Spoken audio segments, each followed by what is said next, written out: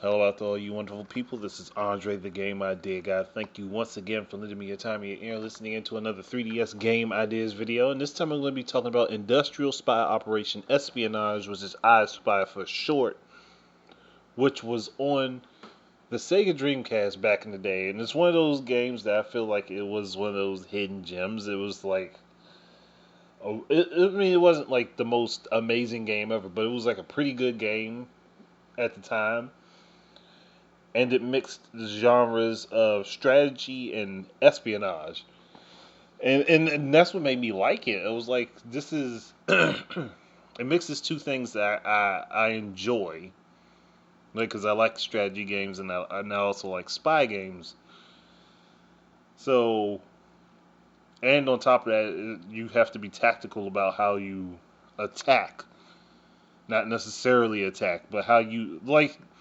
You have to really put some thought into how you will maneuver yourself around the various missions and the different landscapes that you have to approach. You have to take into account any number of potential enemies that would be in the area. You have to take into account the different traps that could be set for you.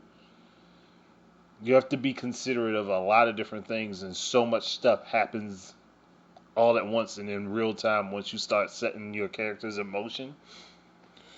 Then you have different characters which have different special traits, and that plays into how you will approach a mission and who will be placed where at what times in order to get you through the mission and to be successful.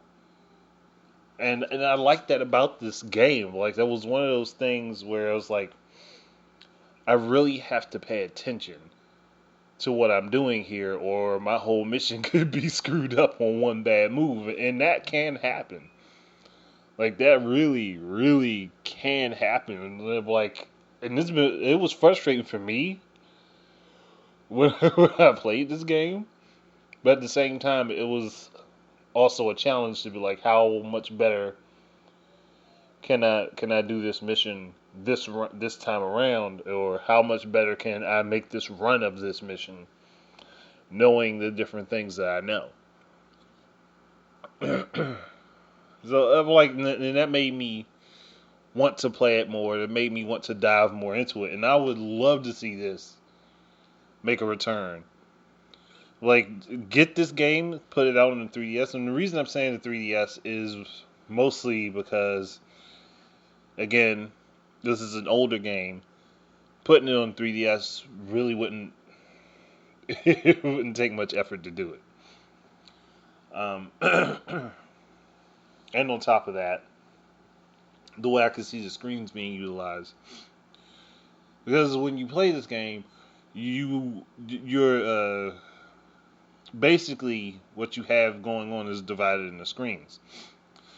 Now, personally, what I would do instead of what most people would probably think is put the the main screen on the top, and then put your other characters down on the bottom. But I would flip that because the top screen is bigger. So I would put your main screen on the bottom screen, and that's who you are operating at that point in time. Excuse me, gosh. Try to get through this without a flub up, and it still happens. Your bottom screen could be the character that you are controlling at that point in time and the person that you are directing. The top screen would be your other operatives on the mission. I think you can only have up to 4 at a time anyway. And it would be divided into a set of quadrants. And you would use the triggers or the bumpers, whichever the L and R buttons, in order to swap your characters. And what it would do is wherever the blacked out quadrant is, that's the character that you're using. That's who's on the bottom screen, and you see all the cameras or whatever is going on around them.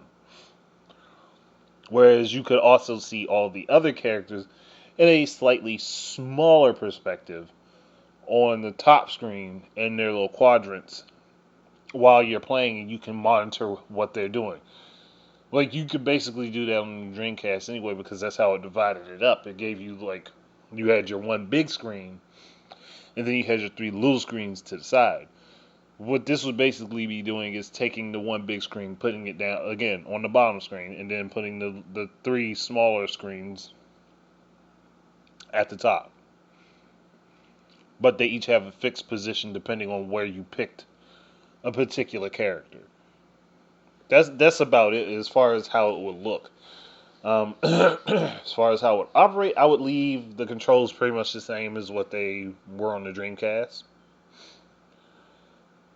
because there's not really much of a point in changing them, unless they wanted to do something where the map stayed down at the bottom screen. But I really don't see how that would be effective for this particular game.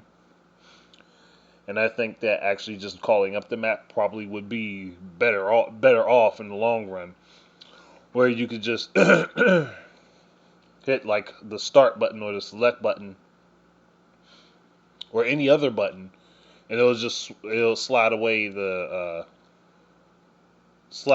other characters at the top, which will allow you to keep your eye on the character that you have currently, and you could just swap the map back and forth that way.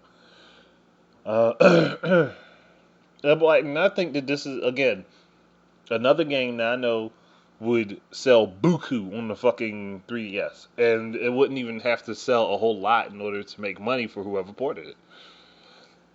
Like, and again, like I'm just looking at it like there are so many games out there that could benefit from being on a platform like the 3DS is mobile, and on top of that, it has a pretty decent sized install base. Dreamcast really didn't have much of. It didn't have that big of an install base. It started off doing pretty well, but it kind of tanked when Sega decided to give up on it, which sucks. And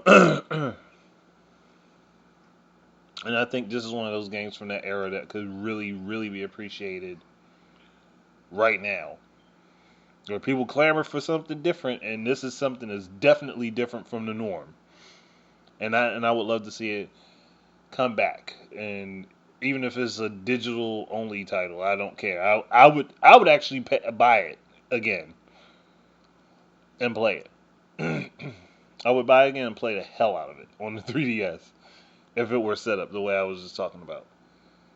Because it's still a good game. It's not the best game ever, but it was definitely one of those games on the Dreamcast that if you actually got to play it, you got to get a good feel for it, you would enjoy it. But that's it. Thank you guys very much for listening. Keep your eyes and ears out for more stuff from me. And until the next time, please enjoy your games and peace out.